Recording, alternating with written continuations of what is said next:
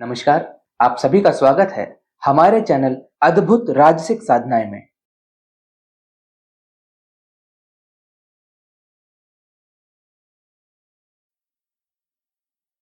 अभी तक आपने जाना कि कैसे चंदू ने पैशाचिक कमलगट्टे की माला और कर्ण पिशाचिनी का मंत्र प्राप्त किया। अब समझते हैं इसके संस्कार के बारे में। पैशाचिक माला का संस्कार वही व्यक्ति कर सकता है जिसने कभी पैशाचिक साधना की सिद्धि की हो, और यह आवश्यक है। इसके बाद उसी पिशाच का आवाहन करके माला पर उसका वास करवाया जाता है, जिसमें 2 जोड़ी कुंवारे मुर्गा मुर्गी का रक्त, शराब इत्यादि विशेष सामग्री लगती है। फिर माला पर ही विशेष मंत्र का जप, जिससे सुरक्षा बनी रहे, वो किया जाता है।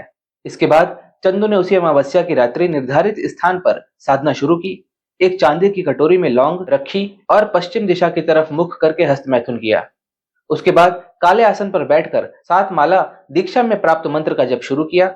प्रत्येक माला के बाद उस लौंग पर फूंक मारी और जप एक अंधेरे कमरे में बिना दीपक के किया गया, और यही नियम है। ऐसे ही 7 माला पूरी करते हुए उसे वो विभिन्न कर्ण पिशाचनी साधना जो चंदू ने पूर्व में की थी, उसका भी अनुभव प्रथम दिवस से ही मिलने लगा। प्रत्येक माला के साथ उसके दाहिने कान में खुसफुस की आवाजें शुरू होने लगी। ये उसकी वो साधनाएं थी जो चंदू ने पहले की थी, और अंतिम माला आते आते आवाजें इतनी बढ़ गई कि चंदू अपने मानसिक मंत्र जप को करने में परेशान होने लगा, और उसने वो क्रिया की जो दीक्षा के समय उसे सिखाई गई थी। उससे उसे एकाग्रता मिली और पुनः मंत्र जप शुरू किया, और अपनी अंतिम माला पूर्ण करके प्रथम दिवस की साधना पूर्ण की और आसन पर ही क्रिया निद्रा करते हुए सो गया। रात भर उसके स्वप्न और शरीर में एक स्पर्श महसूस होता रहा, और चंदू पुराना साधक था, उसे अनुभव और सत्य में अंतर पता था।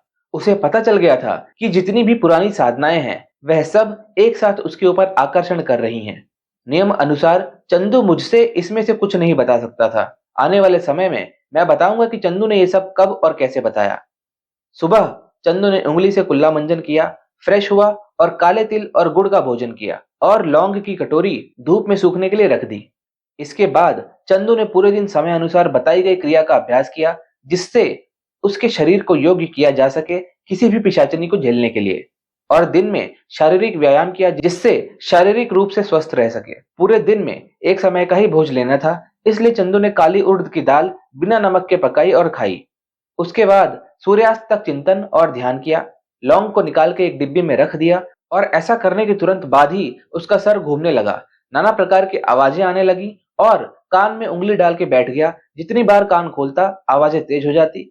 चंदू डर गया, और आगे उसने क्या किया ये हम जानेंगे अगले भाग में। नमस्कार।